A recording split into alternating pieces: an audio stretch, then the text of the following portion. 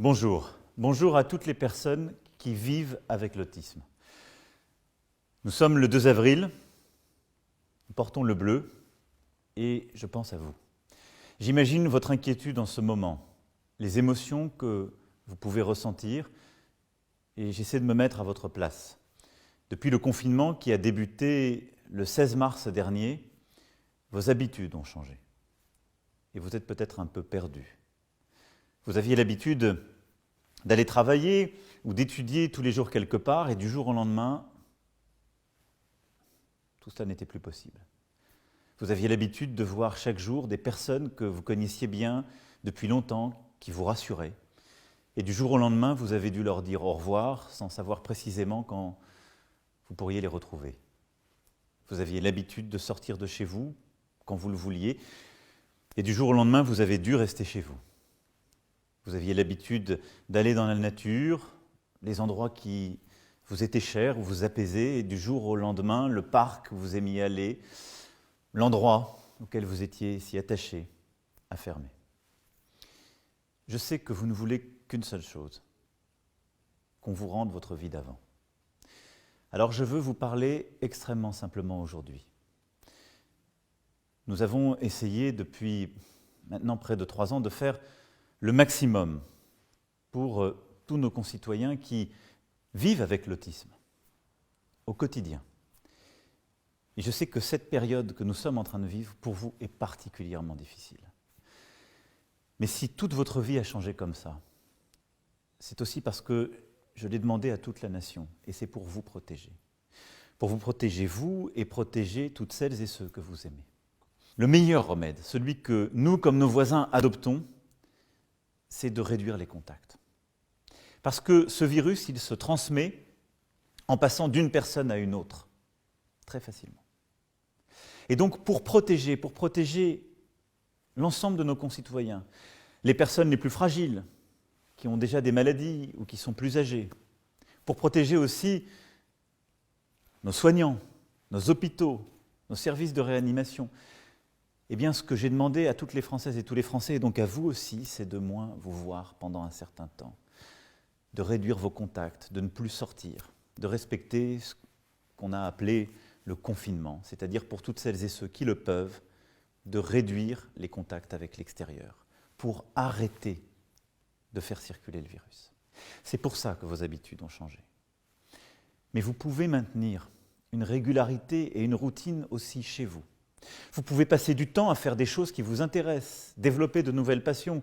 Vous pouvez continuer à apprendre depuis chez vous.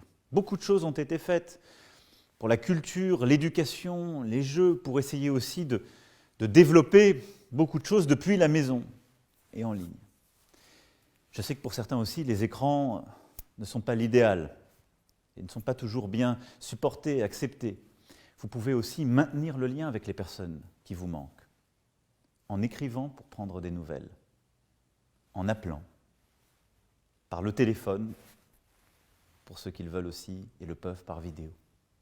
Ces petits rites, ces contacts, vous pouvez les maintenir sous une autre forme. Il faut aussi le faire pour garder des repères et vous dire que même si vous ne pouvez pas en ce moment être près d'eux, ceux qui vous sont chers, vous pensez à eux et ils pensent à vous.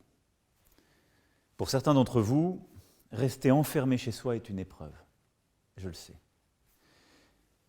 Et je sais que ça vous déstabilise très profondément, et ça fait parfois monter l'angoisse, une angoisse que vous n'arrivez pas à contenir et qui est dure pour vous et pour vos proches. Alors je voulais vous dire qu'un très gros travail a été fait, et j'ai une bonne nouvelle pour vous.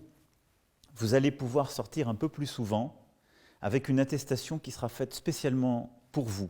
Il faudra le faire tout en restant bien à distance des gens que vous croiserez, en respectant ce qu'on appelle ces gestes barrières contre le virus, c'est-à-dire garder au moins 1,5 m de distance, vous lavez très régulièrement les mains avec le gel hydroalcoolique, essayez d'être au maximum seul ou avec la personne qui vous accompagne, mais de ne pas vous regrouper. Parce que je sais aussi que retrouver parfois certains lieux qui sont les vôtres, pouvoir sortir un tout petit peu plus est très important pour vous et pour vos proches. Si vous ressentez beaucoup de tristesse, si vous êtes angoissé, ne restez pas seul. Nous sommes là pour vous. Vous pouvez appeler Autisme Info Service au 0800 71 40 40. Le 0800 71 40 40. Vous pouvez aussi solliciter un soutien sur le site en cliquant sur le lien en légende. J'ai aussi une pensée pour toutes celles et ceux qu'on appelle les aidants, vos familles, vos proches, les associations qui s'occupent de vous.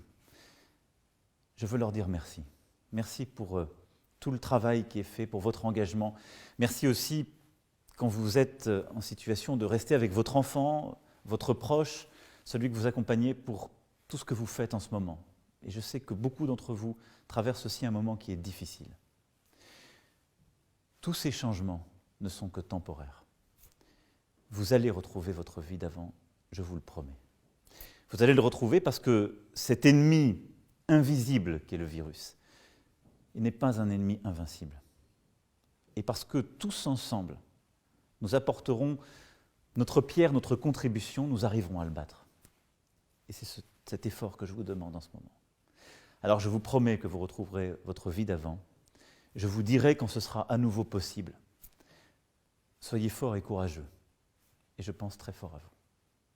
Merci.